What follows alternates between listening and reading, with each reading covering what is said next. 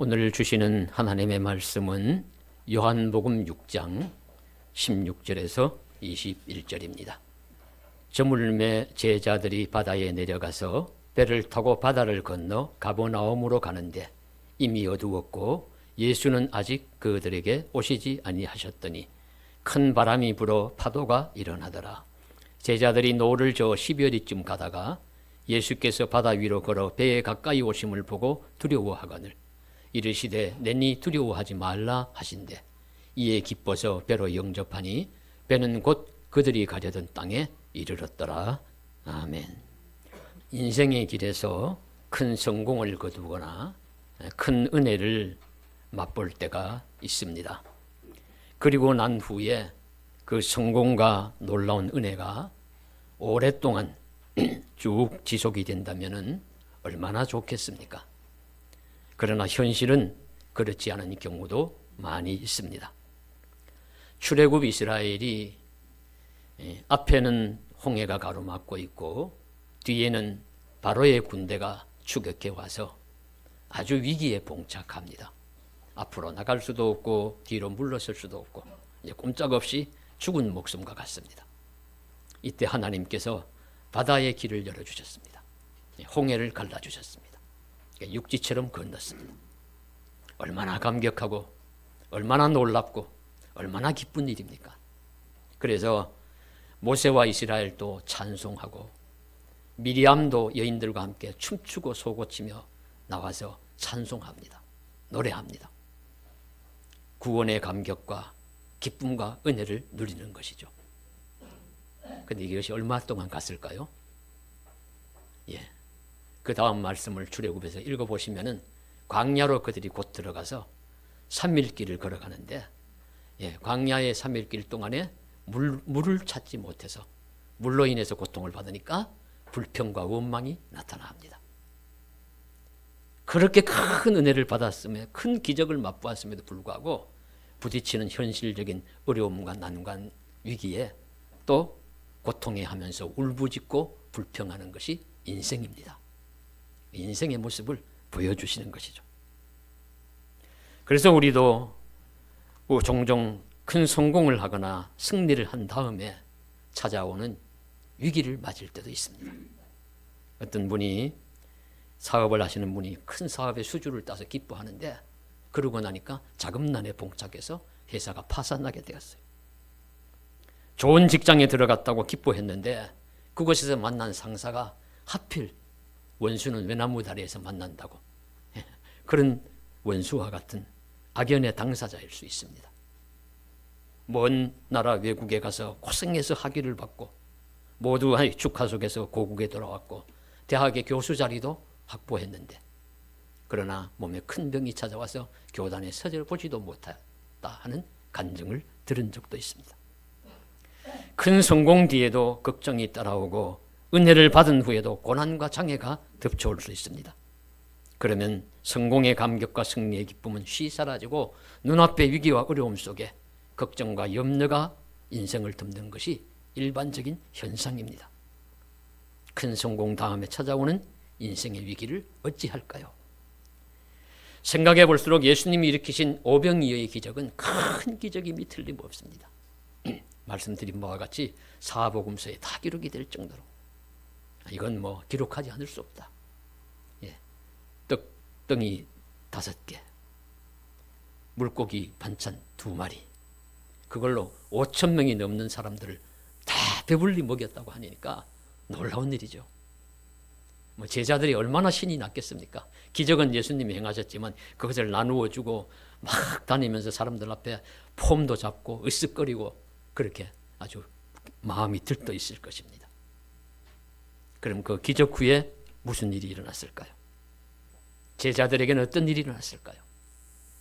요한은 전하는 말씀에 보면 사람들은 세상에 오실 그 선지자라 하였고 그리고 또 임금으로 왕으로 추대하려고 하는 그런 움직임이 일어났습니다. 이런 사람이 왕이 되어야지.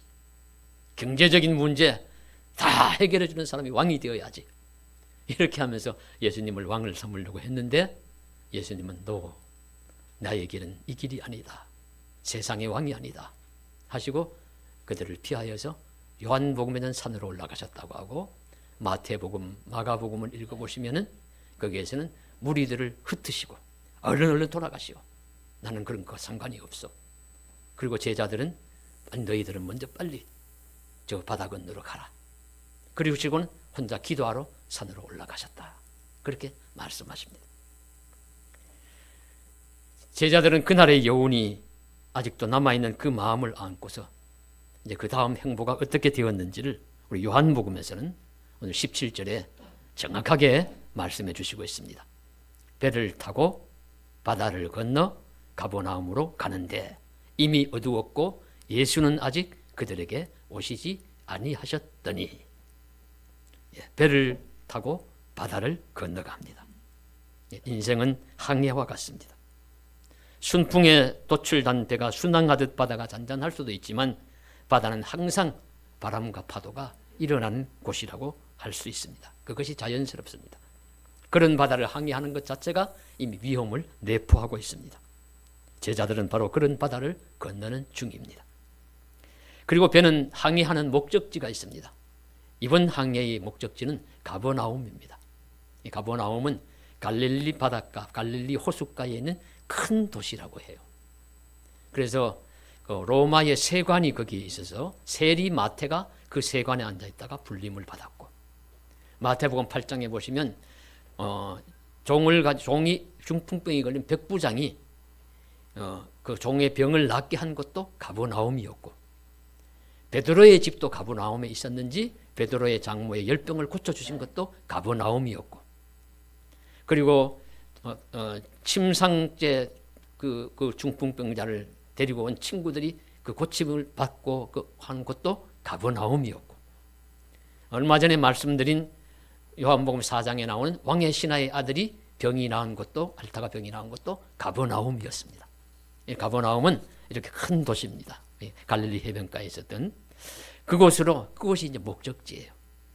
이제 그곳을 향해서 제자들은 가고 있는데 무사히 갈 수 있을까 하는 것이 과제지요. 그리고 제자들이 처한 또 하나의 상황은 날은 어둡고 예수님은 그들에게 오시지 않았다는 것입니다. 바다 자체가 위험하지만 날이 어두우면 더 위험해요. 어두운 밤에는 더 파도가 치고 더 물결이 강하고 더 바람이 세게 불지 않습니까? 그러니 더 위험한 형편이다. 그런데 스승 예수님은 오지 않았다. 함께 계시지 않는다 하는 것이 강조되어 있습니다.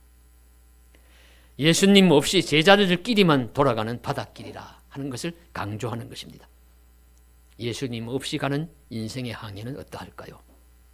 이런 의문이죠.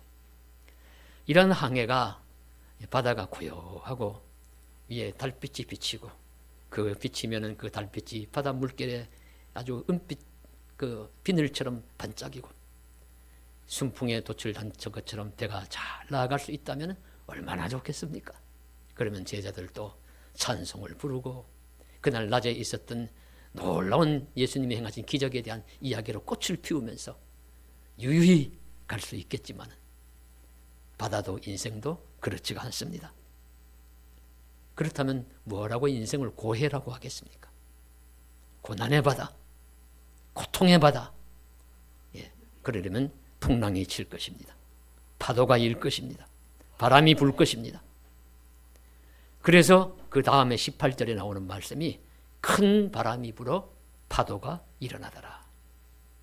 문제의 구절이죠. 큰 바람이 불어 파도가 일어났다고 새삼 말하는 것은 출발할 때는 그렇지 않았다는 것입니다. 출발할 때는 비교적 고요한 바다였던가 봅니다. 그래서 그들은 안심하고 출발했을 것입니다. 고요한 밤바다를 속히 건너자고 출발했는데, 그런데 출발하고 얼마 정도의 시간이 지나고 얼마의 바다를 항해하여 다음 구절에 보면 12월이 우리 노를 저어 가는데 이제 4km 정도 갔는데 큰 바람이 불고 거친 파도가 일어나는 것입니다. 여기서 이제 한 가지 궁금한 점이 있어요. 무엇이냐면 예수님 시대에 예수님과 제자들이 타고 다니던 갈릴리 바다의 배는 어떤 모양의 어떤 크기일까 하는 것이죠. 그래서 찾아보았습니다. 예수 시대의 갈릴리 바다를 다니는 배 모양에 대해서 찾아보니까 마침 2011년 기독일보에 이주섭 목사라는 분이 예수님의 배라는 기고문을 올렸어요.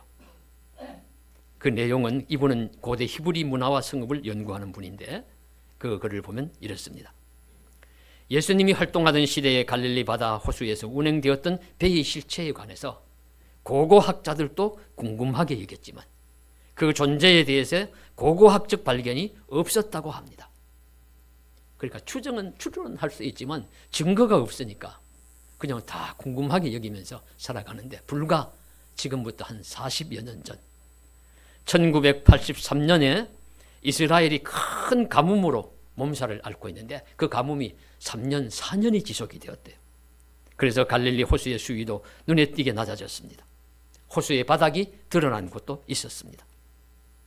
그 물이 줄어든 호수 바닥에서 1986년 1월 24일 루판이라는 이름을 가진 형제 두 사람이 그 호숫가를 걷다가 물이 줄어든 호수 바닥에서 로마의 시대에 사용되었던 동전 몇 개와 그리고 깨어진 토기 조각과 그와 함께 갯벌에 튀어나온 물체를 하나 발견하였습니다. 뱃머리 같은 물체를 보고 그들은 고대의 유물일 것이라고 직감을 하고 이스라엘 고고학 협회에 알렸고 고고학자들이 나와서 유물 발굴에 나섰습니다. 결과 발굴된 뱃머리는 고대의 배의 일부라는 것이 판명이 되었고 배에 사용된 나무의 탄소 연대를 측정한 결과 이 배는 주전 120년에서 주후 40년까지 갈릴리 바다를 다니던 배임이 확인이 되었습니다. 그들은 밤낮없이 발굴에 전념하여 배의 전체 모습이 약 한 달 후인 1986년 2월 26일에 드러났습니다. 그 배의 전체 크기는 길이가 8.2m, 폭이 2.3m, 돛대를 사용하고 4명의 사공이 노를 젓도록 되어 있고 전체가 탈 수 있는 인원은 약 15명이 탈 수 있는 크기의 목선이었습니다. 그러니까 막 다 사가 내려져 갈 것 같고 그러니까 막 조심스럽게 발굴을 해가지고 지금은 그 나무에 특수화학 처리를 해서 약품 처리를 해서 이갈 알론 박물관에 전시되어 있다고 합니다. 간략히 말하면 8m 길이, 폭 2.3m, 그리고 돛대 사용하는 것이고 그 당시엔 증기기관은 꿈도 못 꾸던 시대입니다. 그 얼마 안 되었습니다. 무슨 기관이 나온 거거든요. 그리고 노를 젓는 것이고 돛대를 사용하고 그리고 한 약 15명이 탈 수 있는 그런 크기의 배가 당시에 갈릴리 바다를 다니던 배다. 그래서 이름을 예수의 배라고 이름을 붙였다고 해요. 이런 배에 비해서 갈릴리 호수 바다는 약 53km에 둘레가 53km에 해당하는 큰 호수입니다. 북쪽에는 높은 헬몬산이 솟아 있습니다. 이 갈릴리 호수, 갈릴리 바다는 해면보다 209m가 더 낮습니다. 그래서 그 차이로 인해서 바람이 무섭게 불고 높은 파도가 일어나기로 유명한 곳입니다. 바로 제자들이 가는 그날 밤의 항해에도 그런 바람과 파도가 일어났습니다. 폭풍우가 일어난 것이죠. 작은 배를 타고 가던 제자들이 얼마나 당황하고 놀랐겠습니까? 그 인생이 바로 이런 것입니다. 잔잔한 바다에 갑자기 폭풍우가 치듯이 인생의 길에도 거친 풍랑이 몰아치기도 합니다. 구약의 욥의 인생이 그러했어요. 욥을 보시면 동방의 의인, 다복하고 다자하고 뭐 하나 부러울 것도 없습니다. 재물도 많고 존경도 받고 믿음도 좋고 자녀도 10남매. 그런데 하루아침에 다 잃어버리죠. 하루아침에 다 잃어버리듯이 뭐 차례로 다 잃어버립니다. 몸까지 병듭니다.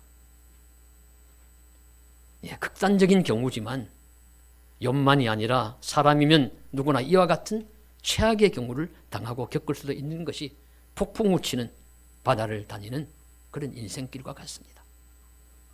2011년 3월에 일어난 일본의 대지진, 태평양 연안 도호쿠 지방에 일어난 쓰나미는 일본인은 물론 온 세계에 엄청난 충격을 주었습니다.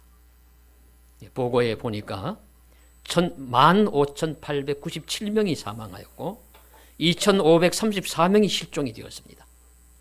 이재민은 22만 8,863명이 난민이 되어서 자기가 살던 곳을 떠나게 되었습니다. 졸지에 일어난 것이죠.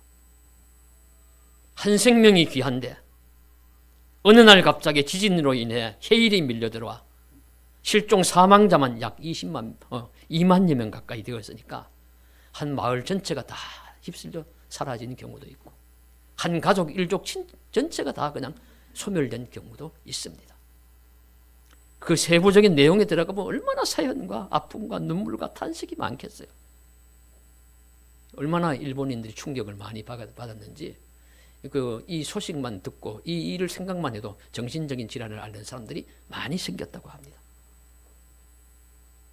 이처럼 세상이라는 바다에는 갑자기 불어오는 폭풍으로 인해서 작은 배를 타고 가는 인생이라는 항해는 속수무책으로 당할 수밖에 없는 경우가 있습니다. 작은 배를 탄 사람은 폭풍이라는 자연의 그 재해나 공격을 당해낼 수가 없어요. 폭풍우를 다스릴 힘이 없는 것입니다, 우리에게는. 그래서 우리는 큰 소리 칠 사람이 없어요. 사람이 교만할 이유도 없습니다. 순풍 주시면 그저 감사할 뿐입니다. 그런데 이와 같은 폭풍이 몰아치면 어떻게 해야 되겠습니까? 제자들은 어떻게 했을까요? 오늘 제자들이 어떻게 했느냐 보면은 19절에 제자들이 노를 저. 이 부분을 마가복음 6장 48절에서는 힘겹게 노젓는 것, 그렇게 나옵니다. 힘겹게 노젓는 것을 예수님이 멀리서 보셨다. 마태복음 14장 24절에서는 물결로 말미암아 고난을 당하더라, 그렇게 표현합니다. 제자들은 목적지를 향해서 노를 저었지만 힘은 들고 배는 나가지 않아요. 바람이 거꾸로 폭풍이 몰아치면 막 열심히 저어도 막 제자리 걸음하거나 오히려 뒤로 밀릴 것입니다. 그런 가운데 언제 배가 또 뒤집힐지 모르고 물은 몰아쳐서 들어오고 두려움과 무서움에 떠는 것이 당연합니다. 이럴 때 사람들은 몸부림을 치죠. 안간 힘을 씁니다. 앞으로 나가려고 몸부림칩니다. 자연의 공격에 대하여 사람이 수고하는 모습입니다. 그런 수고와 노력이 긍정적인 효과나 어떤 우리 효력이 나타나면 참 좋겠는데 그러지 않아요. 그러지 못하고 수고와 고통스럽기만 하고 이 일은 점점 더 어렵게 되어져 가는 경우가 많이 있습니다. 그런 폭풍우 속에서도 앞으로 나가고자 힘겹게 노를 젓는 것이 인생의 모습입니다. 이 또한 인생의 길에서 만나는 일입니다. 그래서 우리는 노를 젓습니다. 우리 앞으로 나가려고 합니다. 폭풍우는 몰아칩니다. 그래서 사도행전 27장에 바울이 탄 배도 유라굴라라는 큰 광풍을 만났을 때 그 배에 탄 사람들이 살려고 몸부림을 쳐요. 보면은 처음에는 짐도 다 내어버리고 나중에는 배에 있는 기구들까지 다 버립니다. 그저 목숨만이라도 살자고. 그것이 인생의 모습입니다. 성경에 보면 매우 강한 표현이 나올 때가 있습니다. 선지서에서 발견되는 말씀 중에 에스겔 16장 6절에 이런 말씀이 나옵니다. 내가 내 곁으로 지나갈 때에 내가 피투성이가 되어 발짓하는 것을 보고 내게 이르기를 너는 피투성이라도 살아있으라. 다시 이르기를 너는 피투성이라도 살아있으라 하고, 이 말씀은 바벨론에 멸망한 남유다와 예루살렘에 관한 말씀이라고 보여집니다. 그래서 바벨론이란 이방인이 공격해 와서 나라는 멸망하고 포로로 잡혀가고 죽고 이런 고통을 당하면서 이스라엘 백성들이, 유다 백성들이 살아갈 때 그래도 살아있어서 피투성이가 되어서 발짓하는 것을 보고 피투성이라도 살아있어야 한다. 피투성이라도 살아있어야 한다. 이렇게 이제 말씀하시는 부분이니까 어렵고 고통스럽고 힘들고 모든 일을 잃고 상하더라도 살아있으라는 그런 간절한, 끈질기게 견디라는 그런 간절한 당부의 말씀입니다. 그런데 성도는 극한 이런 삶의 상황에 처하면 이런 말씀도 붙들 수가 있습니다. 우주연이라는 한 목사님이 쓴 간증을 읽은 적이 있는데요. 그는 총신대를 졸업하고 영국에 유학을 한 후에 부산의 한 큰 교회의 부목사님으로 섬기다가 진리로 자유하게 하는 교회를 지향하면서 부산의 한 고등학교 강당을 빌려가지고 호기롭게 교회를 시작했습니다. 그래서 어떤 큰 교회에서 마음이 상한 분들도 오시고 또 부산에 여러 가지 전문직을 가지신 그런 지식인들, 중심으로 많이들 또 참가를 하시고 그 초기에 교회가 순풍에도 딴 듯이 잘 되었어요. 그런데 3년 차에 접어들면서 문제가 터지기 시작했습니다. 똑똑하신 분들이라 각자의 자기 음성 목소리를 내기를 시작했고 그 배는 풍랑이란 그런 풍랑에 흔들리게 되었습니다. 그 흔들리던 교회라는 배는 결국 5년 만에 더 이상 할 수 없어 정리하고 문을 닫게 되었다고 해요. 그리고 6개월 정도 그는 대리운전을 했고 8개월 정도 부두에서 일했다고 합니다. 그러다가 연산동의 한 교회의 청빙을 받았는데 가서 보니까 가족 중심, 친족 중심으로 운영되는 교회였고 그곳에서 3년 만에 쫓겨났습니다. 그때 그의 나이가 50세였다고 해요. 그래서 그때 처음으로 대장내시경을 했는데 그에게 찾아온 것은 대장내시경으로 대장암 4기라는 판명을 받았습니다. 영화 같은 현실이라 내게 어떻게 이런 일이 있을 수 있나?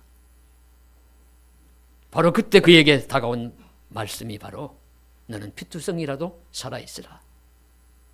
그 말씀이 그의 가슴에 새겨진 한 맺힌 한 구절이 되었다고 해요.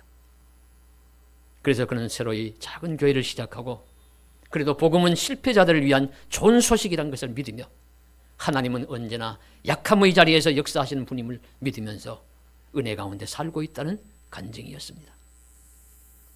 이처럼 인생도 목회도 피투성이 같은 상황에 처할 수가 있습니다. 오늘 제자들의 상황도 유사해요. 타고 있는 배가 앞으로 나가지 않고 언제 뒤집힐지 모르는 그런 불안과 위험 속에 있습니다. 그런 상황에서 노를 저으며 노를 잡고 울고 불며 하면서 살아야 합니다. 그런데 분명히 알아야 할 것은 살아있으면 희망이 있다. 살아있는 한 희망이 있다. 생명이 있는 한 소망이 있다는 사실을 우리는 믿어야 합니다. 그래서 오늘 말씀의 제자들이 바로 그러한 경우죠. 풍랑에 시달리는 그들을 향해 예수님께서 폭풍을 치는 바다를 걸어서 다가오십니다. 그래서 마가복음 6장에서는 예수님이 제자들을 보고 계셨다고 해요. 마가복음 6장 48절 이렇게 말씀하고 있습니다. 제자들이 힘겹게 노젓는 것을 보시고 힘겹게 막 노젓고 몸부림치는 것을 예수님이 보고 계셨다는 것이죠. 보고 계신 예수님이 홀로 그들을 버려두지 않으시고 폭풍의 속을 가르고 가까이 다가오십니다. 아이고 사람이 어떻게 물리를 걸어 폭풍우를 헤치고 다가올 수 있겠어? 바다를 걸어서? 이런 질문은 하시지 마십시오. 성경이 우리에게 그렇게 하지 말라고 하세요. 예수님은 하나님의 아들이 아니십니까? 죽은 자도 살리시는 분이 아니십니까? 하시려고 하시면 어떤 불치의 병도 고치시는 분이 아니십니까? 바람과 파도도 잔잔케 하시는 분이 아니십니까? 그거면 해결되어요. 하나님의 아들, 전능하신 하나님의 아들이시다. 하시려고 하시면 하실 수 있는 분이시다. 전제되어 있습니다. 우리에게 있는 문제는 그저 감사할 뿐입니다.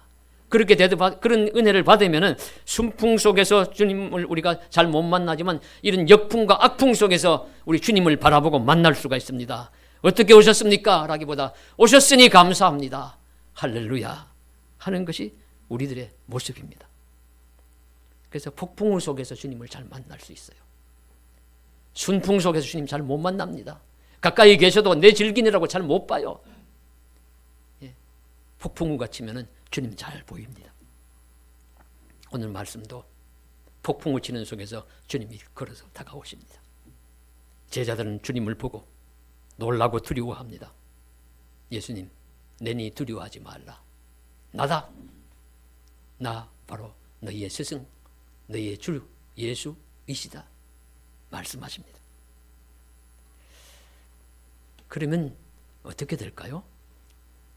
무슨 일이 일어났습니까? 마태복음 14장 32절에 의하면 배에 함께 오름에 바람이 그치는지라. 그래서 마태복음에서는 여러분 잘 아시는 재미있는 이야기가 나와요. 물리를 걸어오시는 예수님 보고 베드로가 나도 걷게 하겠습니다 가다가 물에 빠져들어가고 그런 내용 나오는데 우리 요한복음 다 마가복음에 생략되어 있습니다. 생략되어 있고 중요한 요점이 예수님이 배에 타시니까 바람과 파도도 그치더라. 조용해지더라. 우리 요한복음에서는 그 말씀이에요. 배에 함께 오름에 바람이 그치자 생략되고 제자들이 기뻐서 배에 영접했다. 유사한 말씀이죠. 배에 기뻐서 예수님이 다가오시니 영접하고 내니 두려워하지 말라. 아이고 서십시오 주님. 배에 타니까 마태복음에 가면 바람과 파도도 잔잔해지더라.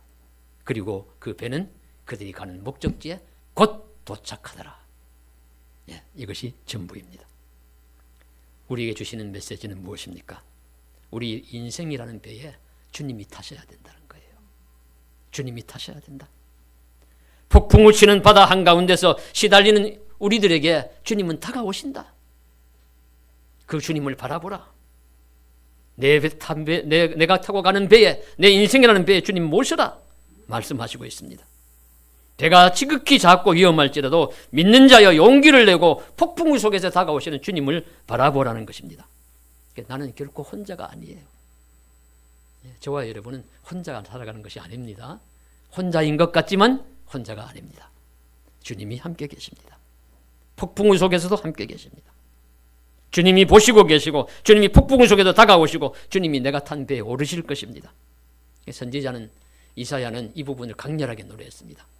내가 물 가운데 지날 때도 물이 너를 침몰치 못하리라. 불 가운데 지날 때도 불이 너를 사르지 못하리라. 이사야 43장 2절 말씀에서 말씀하시고 있습니다. 불꽃 가운데서도 물 가운데서도 주님은 우리를 지켜주실 것입니다. 주님이 배에 타시니 바다가 잔잔해집니다. 그리고 곧 그들이 가려던 목적지에 이르릅니다. 배가 순풍이 되면은 배가 잘 가지요. 고통스러우면 시간도 잘 안 가지만 순풍이 되니까 배가 잘 나가니까 곧이라는 말씀을 썼어요. 곧 그들이 가려던 가버나움에 무사히 도착했다. 주님이 오시니 그동안의 몸부림과 고통이 사라집니다. 그러한 것들은 어디 갔는지 멀리 사라지고 욥기의 마지막에 나오는 욥이 모든 것을 회복하듯이 제자들은 무사히 목적지에 오랜 시간 걸리지 않고 잘 곧 도착했다는 말씀입니다. 우리 인생에도 큰 성공과 승리 뒤에 이런 시험과 환난, 인생의 폭풍우가 몰려올 수도 있다는 말씀을 해주시고 있습니다. 작은 배로 밤바다를 항해하는 우리들을 삼키려는 폭풍우가 몰아칠 수도 있습니다. 그래도 우리는 떨고 두려워하지만 말고 배를 놓아놓으면서 배가 뒤집힐까 무서워하면서 지낼 수 있지만 그러나 잊지 말 것은 주님은 우리를 그런 날을 보고 계십니다. 그리고 배가 파손하기 전에 주님은 우리들에게 가까이 다가오실 것입니다. 그리고 우리 탄 배에 날 영접하라고 주님은 다가오십니다. 그러면 우린 주님을 모시면 됩니다. 주님 내 배에 타십시오. 우리 배에 타십시오. 그러면 그 몰아치던 폭풍과 그 큰 파도가 잔잔해질 것입니다. 문제가 해결됩니다. 어려움 없이 우리가 가려던 목적지에 도착합니다. 그리고 이런 일들이 반복이 됐습니다. 그러나 우리는 반복해서 학습했으니 다음에 그런 폭풍이 몰려오더라도 덜 두려워할 것입니다. 더 하나님의 은혜를 구할 것입니다. 이 가운데서도 주님 나와 함께하고 계신다. 그렇게 믿을 것입니다. 그 믿음으로 살아가면서 기적을 바라보며 기적에 대한 의문과 질문보다는 기적 속에서 받은 은혜를 감사하면서 우리는 살아갈 수가 있습니다. 주님이 폭풍 속에서도 내가 너와 함께 하노라 하시는 이 말씀을 듣고 붙들고 우리의 믿음의 항해를 잘 감당할 수 있는 저와 여러분 되시기를 주님의 이름으로 간절히 소망합니다. 기도드리겠습니다. 사랑하는 하나님 아버지, 인생의 폭풍이 몰아칠 때 폭풍 가운데서 우리를 만나러 오시는 주님을 우리 만나게 하시고 바라보게 하시고 내 인생이라는 배에 주님을 모시게 하여 주옵소서. 주변 둘러보면 어느새 하나님 폭풍과 파도가 잔잔해져 있고 내가 타는 배가 가는 배가 순풍 속에서 잘 갈 수도 있을 줄로 믿습니다. 이런 일들이 반복될 때 하나님 앞에 우리는 또다시 울부짖겠지만 그러나 학습된 믿음을 가지고 하나님 어려움을 잘 이겨내게 하여 주시옵소서. 우리 인생의 고난이 한두 번 닥쳤습니까? 인생의 위기가 어디 한두 번 왔습니까? 주여 기억하면서 믿음 더 강하게 굳게 붙들고 한 걸음씩 한 걸음씩 본향 향해서 나아가게 하여 주옵소서. 예수님 이름 받들어 간절히 기도드리옵나이다. 아멘.